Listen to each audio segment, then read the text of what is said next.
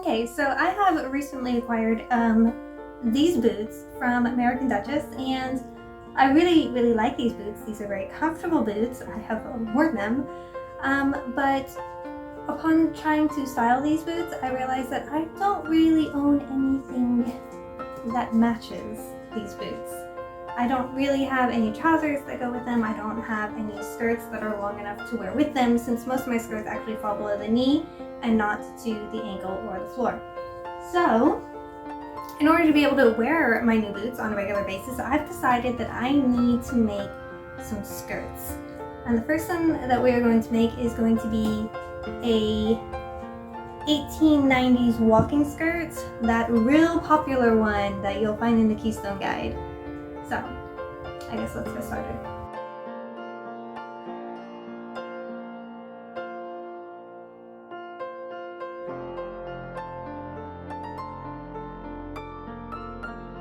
So when I'm reading this on the computer, it says, and I'm sorry about the craziness going on, this is computer monitor. Anyway, so basically you measure from point B to 1, and that should be 3 inches, and then there's a 1-inch gap between 1 and 2, and that's your dart.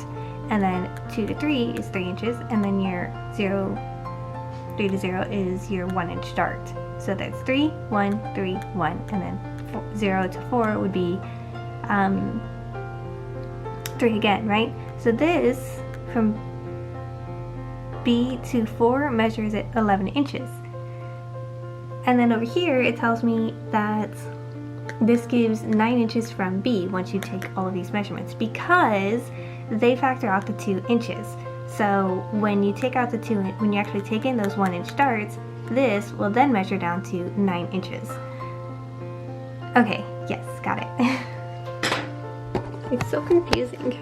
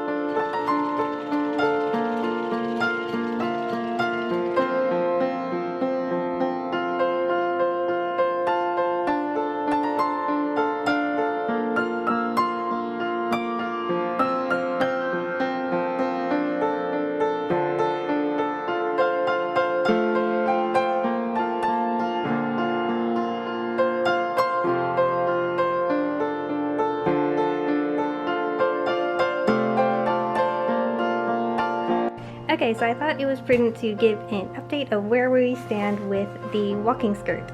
These are just scrap pieces, which I will be using to cut out the placket and the pocket. If I bother to do a pocket, we'll see. So what I have is I have flatlined all the pieces. I have them all folded up together in here. So the next step would be to seam the pieces together. So I'm going to go ahead and do that now.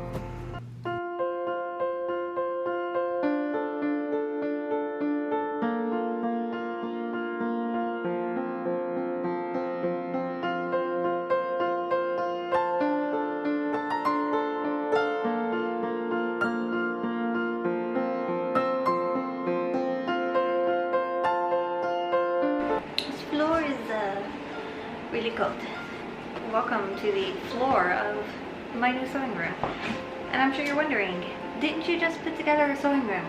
So the sewing room I put together in my sewing room video, new sewing room video, was at my old house. I moved.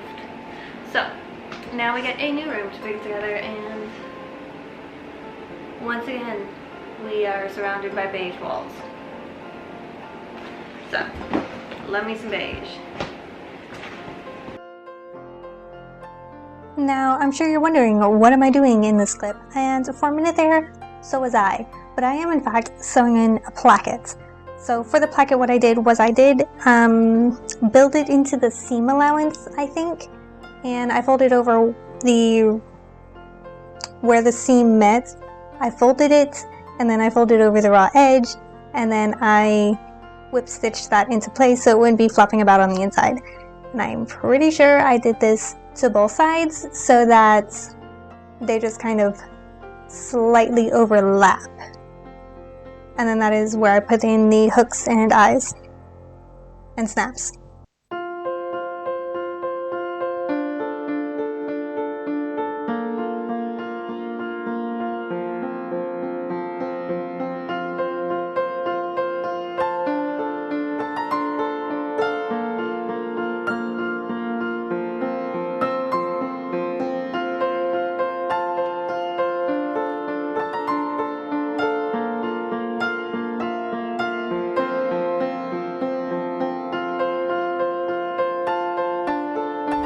Okay, so I thought I would give you a status update on where the walking skirt stands so far. So I went ahead and installed the placket, and I didn't finish the seams because it was the salvage edge, but I went ahead and installed the placket, and then I have felled down the salvage edge so that it doesn't flap about, and it also enclosed the raw seams from where it's been seamed together. And I went ahead and pinned the back panel to the rest of the skirt. So all I have to do is put together those seams, and then I will throw it on the dress form and let it hang so that it will stretch. After it stretches, or rather after it finishes stretching, I will go in and level the hem, and then install some of this. This is the plastic horsehair braid that you could get from JoAnns. I understand that tarlatan would have been traditionally used, however, I would have to order it online, and I want it done before then, basically. I don't care enough to do that. So we're gonna go with this. This is 2 inches wide. I don't think there is enough here to do the entire hem. So we'll see what we can do with that after we let the skirt hang for a few days. While it's hanging, I will go ahead and pleat it down to my waist size, and I need to cut out the waistband and get that interfaced so that we have a waistband as well. And yeah, I'm gonna go ahead and get started on that now.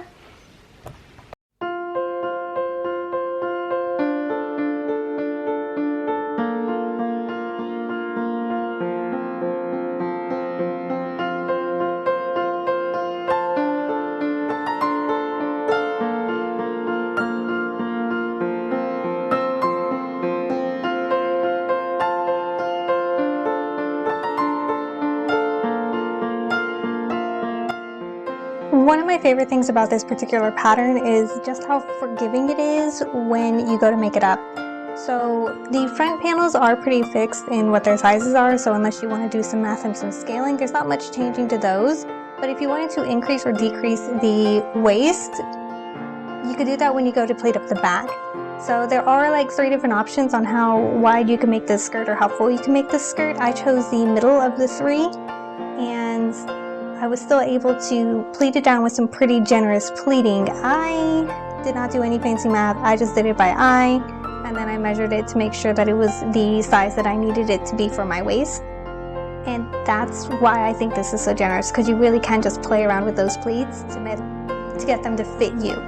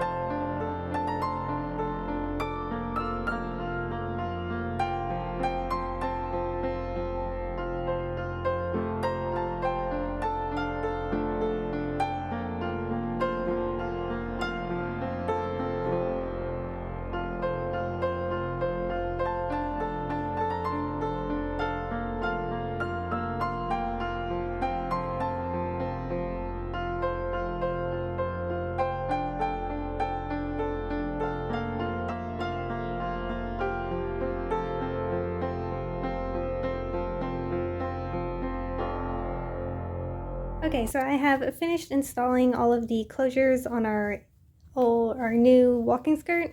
What I did was I have installed skirt hooks on the top there, and then towards the bottom I have the snap closures, because the hook and bar closures, these really only work with tension being put on the hooks to hold them into place. Sometimes there will be like a tiny little bar on the inside. I don't know if you could even see it, but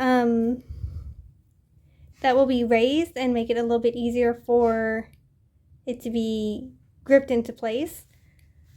But usually they are held in place with tension.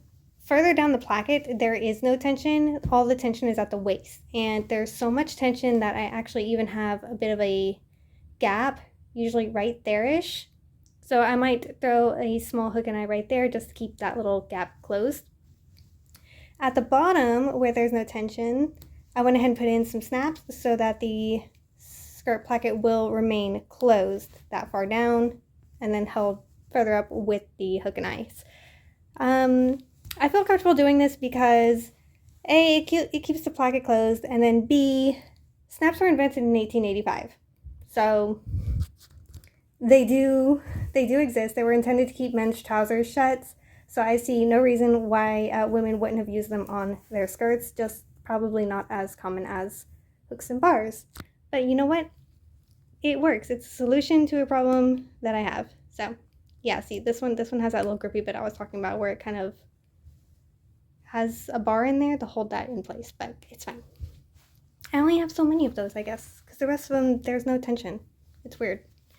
Anyway, so with that, and with the skirt being completely hemmed, I think I could call this basically done, because really, does anybody have time to finish the inside seams on skirts? Because I certainly don't.